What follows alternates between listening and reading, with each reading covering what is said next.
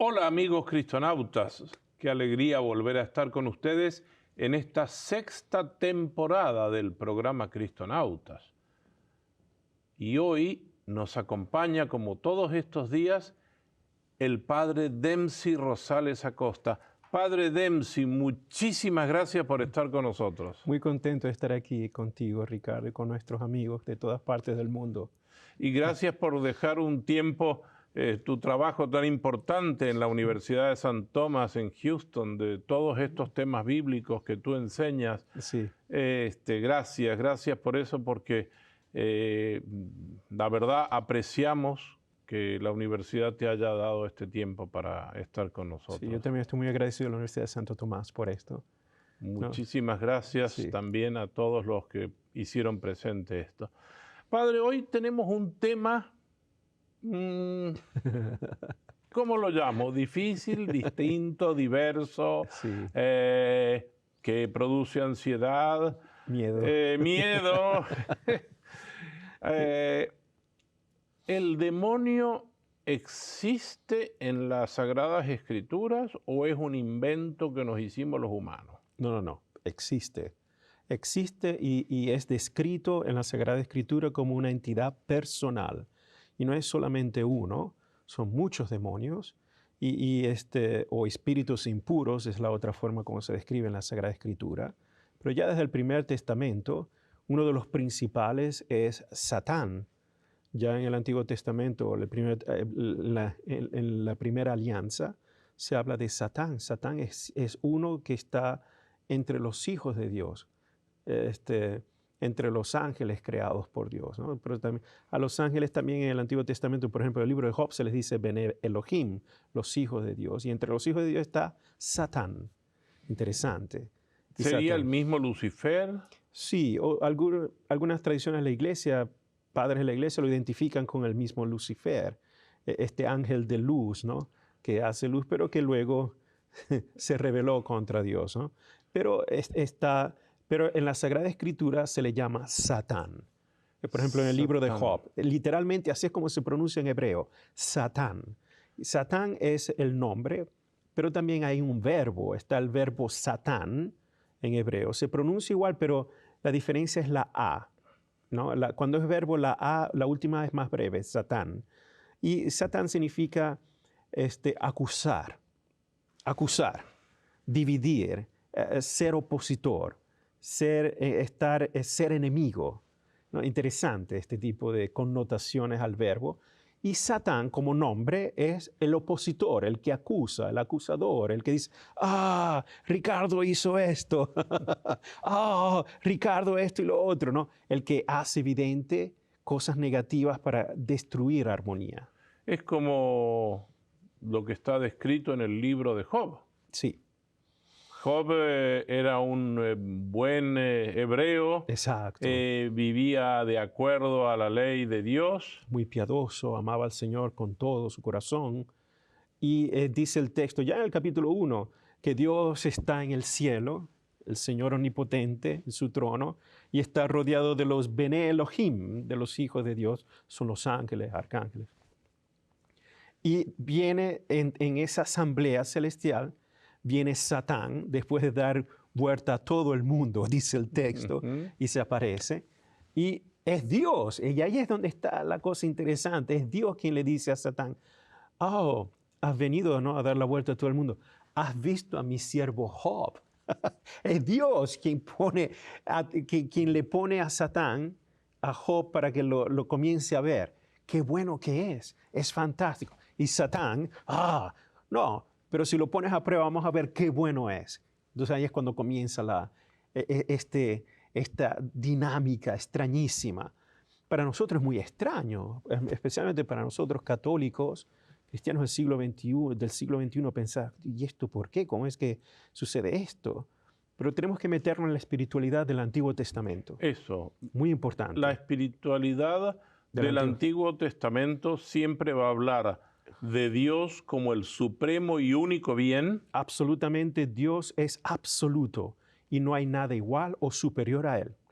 E incluso Satán, que es uno de los ángeles que luego se rebeló, ¿sí? es una de sus criaturas. E incluso Satán, en el libro de Job, que es muy interesante, no hace nada malo sino Dios no lo permite. Es Dios quien permite a Satán tentar a Job en su plan divino, que es misterioso. Es un libro muy fuerte, es un libro muy duro, es un libro que ha creado inmensas cantidades de páginas tratando de definir, de evaluar, de meditar la función del sufrimiento, el plan divino de Dios en el sufrimiento humano, las tentaciones, etcétera, etcétera. Pero esencialmente es inconcebible para un autor sagrado del Antiguo Testamento o de la Primera Alianza en la Antigüedad pensar que incluso Satán puede actuar fuera del designio de Yahvé. Fíjense la importancia tan radical de cómo se ve a Dios, de esa manera tan absoluta. Bueno, el Job, pobre Job, ha ido pasando prueba tras prueba tras prueba, perdiendo todo, perdiendo su familia, sus Exacto. bienes, etcétera. Pero tenía unos 3 amigos que eran más Sí. que amigos, eran Sí, enemigos. porque los diálogos sapienciales de Job, incluso la mujer de Job es muy significativo, porque la mujer de Job decía, bueno, termina de maldecir a Dios porque ha hecho una injusticia o tú has hecho algo malo y muere y basta y se acabó. Y Job se rehúsa porque él dice, no he hecho nada malo, no he hecho nada malo. Pero en la mentalidad común es, para recibir tantos castigos, tuviste que hacer algo malo. Por tanto, toda esta tentación, o niegas a Dios o reconoces que lo malo que ha hecho. Y allí es cuando comienza todo este drama. Al final, Job nunca hizo nada malo. Es prácticamente el misterio del sufrimiento y de la tentación del sufrimiento que nos lleva incluso a negar a Dios. Pero la perseverancia al final nos hace ver de nuevo, ¿no? La presencia de Usted dijo Dios. algo que me llamó la atención. El sufrimiento en la tentación y la tentación que lleva al sufrimiento. Exacto. O sea, es como se retroalimentan el uno al otro y el sufrimiento que nos lleva a la tentación absoluta de negar a Dios y rechazar a Dios y cortarnos definitivamente de su amor. Pero al final Job perseveró y al final Dios le habló y le bendijo muchas más veces de lo que tenía primeramente, ¿no? Es decir, la historia de Job termina bien.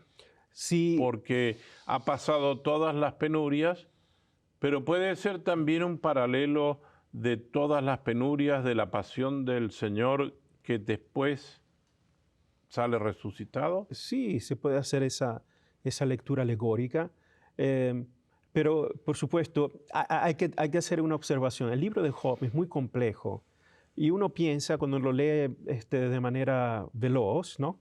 Dice, muy bien, Dios lo bendijo, perdió todos sus hijos y ahora Dios le dio más hijos que los que tenía antes, le dio más riquezas de las que tenía antes. Pero aquí, mis queridos amigos, y quiero ser muy honesto en este sentido, si alguien tiene un hijo, por ejemplo, ¿no? Y ese hijo muere, y después dentro de varios años tiene otros 2 o 3 hijos más, el sufrimiento de perder un hijo nunca se pierde. Nunca puede ser llenado, nunca puede ser consolado. Y ese es el gran misterio de Job. Todo ese dolor que sufrió, aunque si Dios lo bendijo 100 veces más, no hay una respuesta definitiva cómo sanar ese dolor de perder todos los hijos que había perdido, ¿no? Es increíble, pero la cosa es allí, en ese sufrimiento, en ese dolor, Job siempre fue fiel hasta el final. Esa es la idea, ¿no? La fidelidad y la perseverancia. Y la perseverancia de Job. Y eso es lo que hace Satán. Aunque si Dios le da el permiso, Satán tiene siempre la voluntad propia, la iniciativa propia o la manera como tentar, de tal manera de que él pueda cumplir su objetivo. Su objetivo es destruir la armonía y la relación de mi persona con Dios. Ok, perdón porque esto es muy importante. En definitiva, lo que usted acaba de decir, el objetivo que tiene el enemigo de Dios es destruir nuestra armonía con Dios y destruir el diálogo, la relación que nosotros tenemos con Dios. Exacto. Ese es su objetivo. Su objetivo primordial, que eventualmente lleva a la Y destrucción. es persona. Claro.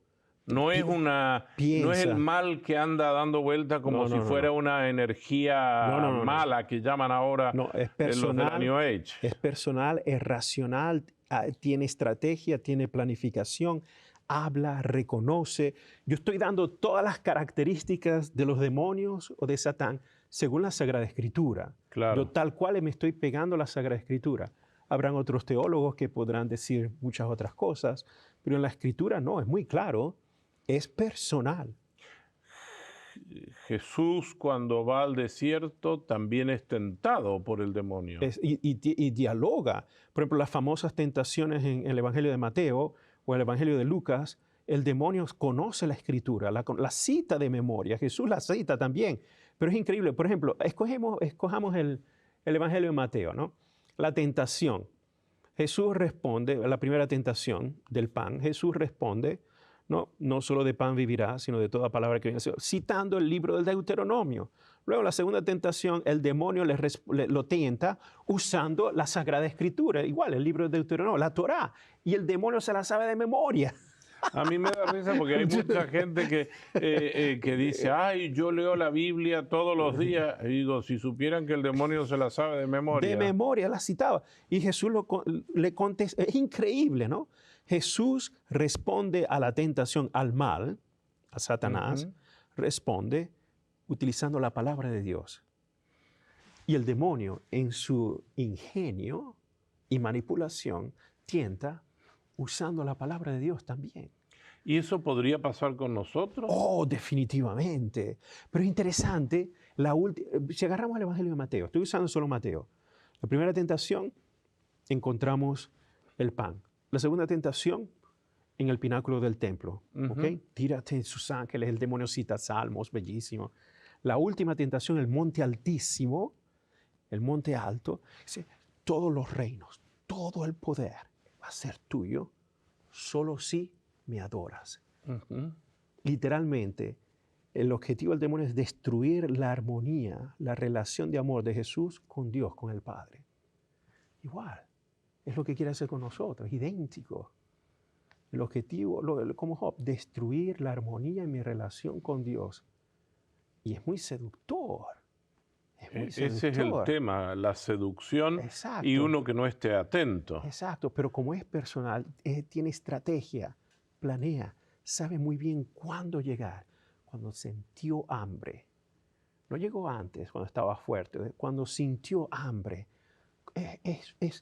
Todas las características del demonio de la Escritura es de un ser personal que sabe muy bien el tiempo, el momento, conoce a la persona, raciona, incluso utiliza las herramientas de Dios incluso para seducir. Qué irónico, Claro. De temor. De temor. ¿Ah? Hay dos capítulos o dos partes de la Biblia que me llaman la atención. Una vez Jesús le dijo a sus discípulos que él tenía que subir a Jerusalén y les habló de la pasión. Sí. Y Pedro, que era muy efusivo, y dijo, eso no sucederá jamás mientras yo esté aquí, Sí. ni bajo mi sombra. No Exacto. sé qué más habrá dicho, pero yo estoy poniéndole un poco de crema al pastel. Sí, Pero Jesús le dijo, apártate de mí, Satanás. Sí. Sí. ¿Satanás no es el opositor? El opositor. Y ese es el Evangelio de Marcos. Marcos es muy enfático en ese. Capítulo 8 del versículo 32 en adelante. Cuando Pedro, ese es el primer anuncio que hace Jesús de lo que va a sufrir el Hijo del Hombre, que tiene que ser maltratado, va a ser crucificado, pero al tercer día resucitará. A Pedro eso no le cayó bien. No le cayó bien el ser crucificado y estar... ese no es mi plan.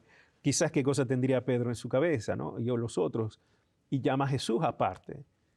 Y Jesús viendo a los demás, entonces dice, vete, hipagué, vete, detrás de mí, Satanás. Dice Satana en griego, Satana, literalmente lo dice, que no piensas las cosas de Dios, sino las cosas de los hombres. Claro, es Literalmente, como un obstáculo. exacto, lo está apartando de su relación íntima con el Padre, con Dios. Ahora, Y reacciona.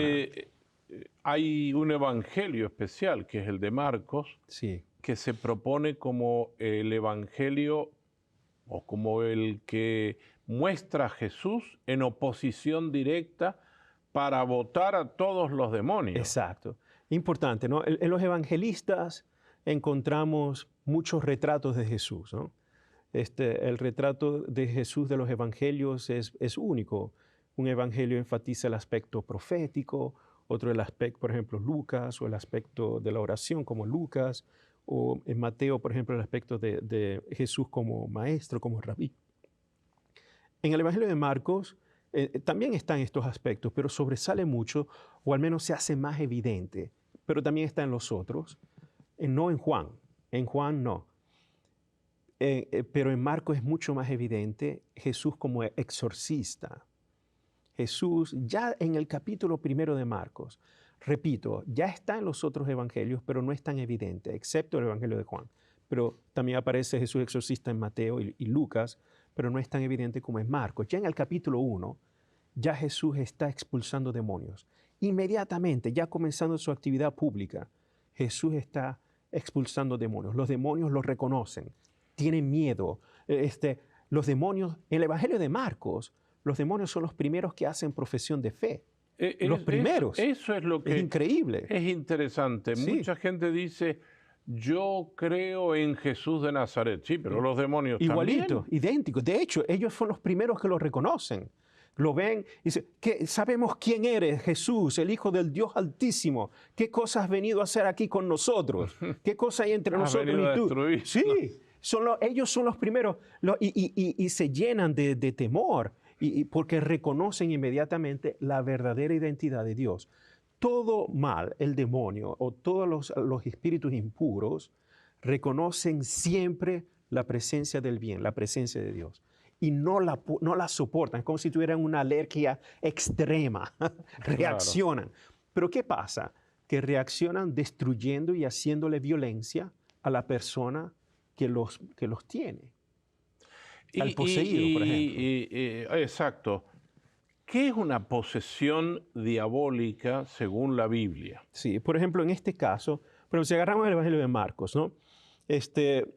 Una persona puede tener una entidad demoníaca, que se dice demonios, o pueden tener demonios, puede ser en plural, una persona. Y generalmente, las características que encontramos en Marcos, generalmente estas posesiones destruyen la armonía de la persona. Es decir, la persona no tiene relaciones con otras personas, la persona muchas veces no habla o no oye. Interesante, no puede hablar, no puede oír, a veces es violenta o está completamente, la tienen que aislar por la violencia y los ataques que reacciona. Prácticamente es como estar muerto en vida, así de sencillo. Yeah. Y destruye toda forma de comunicación estable con otras personas. Y por supuesto el objetivo último es destruir mi relación como hijo o hija de Dios, en relación con Dios, absolutamente. Es por eso, cuando Jesús viene al encuentro de quien posee estas entidades negativas, reacciona de manera haciendo convulsiones, tirándolo por el piso y profesando, hablando, sabemos quién eres, eres el Hijo del Dios Altísimo. Y Jesús dice, sal de él, sal de él. Y con el poder de la palabra se van, con el poder de la palabra, que es interesante. Entonces, Jesús es el exorcista por excelencia, que el mal no puede estar en la presencia de Dios, no puede. Es el primero en reconocerlo y por eso reacciona, ¿no? Es muy astuto.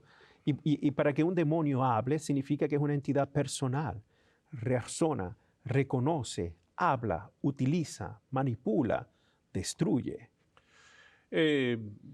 No quiero irme de la Biblia, pero el cine, por ejemplo, hizo varias películas sobre exorcistas y han salido muchas cosas de estas. Sí. Pero yo no quisiera que nos centráramos en eso. No. Centrémonos en la Biblia. En la Escritura. En la Escritura. Porque cuando los demonios los expulsa Jesús, se van a los cerdos. Es el capítulo 5, el demonio Gerasa. Está en la región de Gerasa, al norte, ¿no? Al norte. Sí, está el mar de Galilea está justamente al norte, sí. Sí, es una zona interesante. Por ejemplo, eso es una prueba de cuál es el objetivo.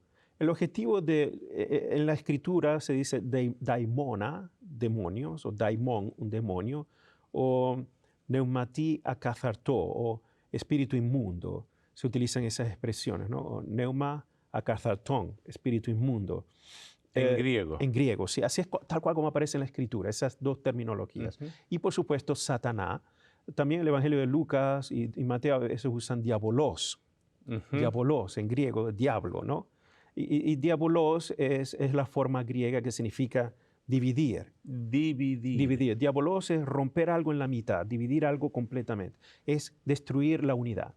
Satán es hebreo y también se escribe igual en arameo. Significa el que acusa, el acusador, el que hace oposición. Interesante. Entonces, ¿qué pasa? El objetivo de todas estas entidades malignas es siempre destruir donde hay armonía, destruir donde hay bondad. Y lleva últimamente a la destrucción total, a negar a Dios, tu creador, a negar a Dios que es el destino de nuestro amor, y prácticamente caer en destrucción. Interesante este episodio de la legión. La legión de demonios, sí, o sea, eran muchos. Sí, este endemoniado estaba allí con cadenas, era violento, dice el texto evangélico de Marcos, y Jesús lo encuentra y los demonios lo reconocen y le piden que los lleve a los cerdos que están allí. Jesús les da permiso, salgan y se van a los cerdos. Pero no es que se quedan con los cerdos y se acabó, el objetivo es destruir. Incluso llevan a los cerdos al precipicio y se destruyen, porque ese es el objetivo, siempre es destruir. Muerte, caos, son siempre las consecuencias del mal.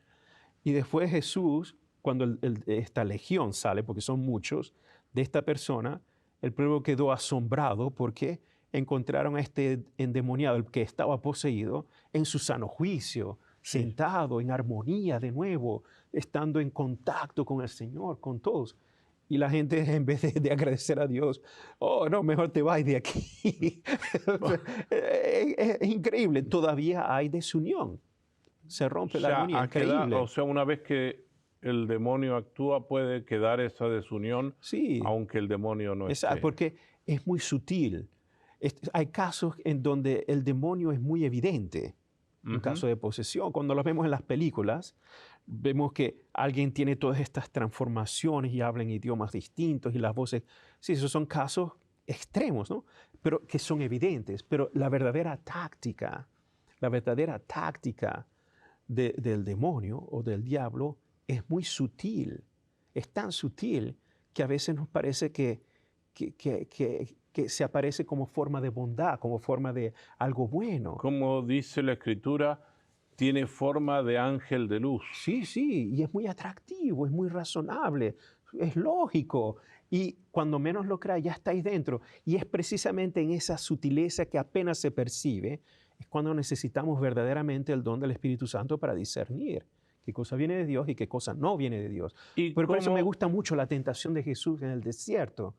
¿Por qué el demonio no lo tentó al comienzo de los 40 días? ¿Por qué esperó justo al final cuando tenía hambre? Claro. Cuando tenía hambre, muy sutil. Y Jesús, era lógico que pudiera comer o que tuviera hambre. Exacto. Y lo tienta precisamente por el estómago. Pan. ¿Tenéis hambre? Pan. Justo en ese momento. Después se da cuenta, ok, la Sagrada Escritura. Yo también uso la Sagrada Escritura. Oh, suena lógico. Y esa es la táctica. Cuando menos lo pensamos, en la manera más sutil, incluso de la manera más inocente, por allí se mete. Y es una lucha constante, esta es nuestra lucha de cada día, ¿no? Padre Dempsey, yo sé que hay muchísimas oraciones y formas en las Sagradas Escrituras para ayudarnos a nosotros, que somos permanentemente, como dice San Pedro, creo que es como un león rugiente. Sí.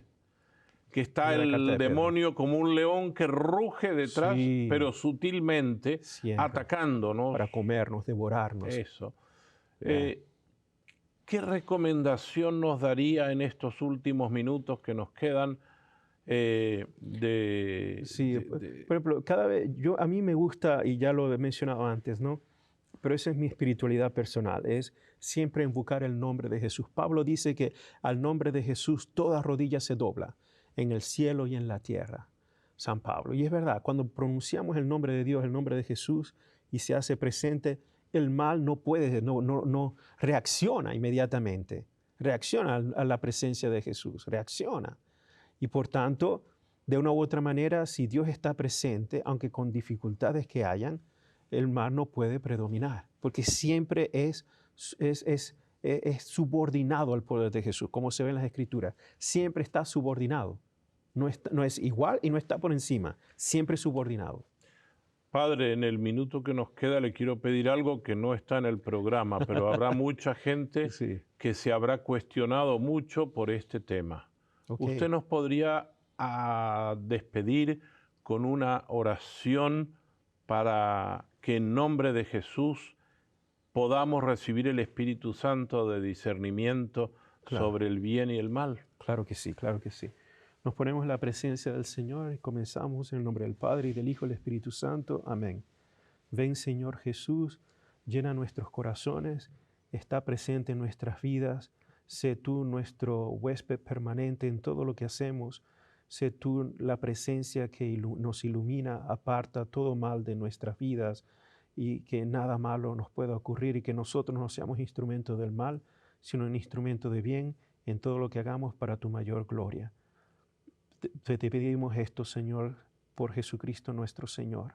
Amén. Amén. Y la bendición de Dios Omnipotente, Padre, Hijo y Espíritu Santo, descienda sobre nosotros y con nosotros permanezca siempre. Muchísimas gracias, Amén. Padre Dempsey. Creo que ha sido muy esclarecedor y ojalá que nosotros nos volvamos cristonautas, es decir, navegar siempre en Cristo y bajo el nombre de Jesús doblemos nuestra rodilla y invoquemos al Señor Jesús en todo momento.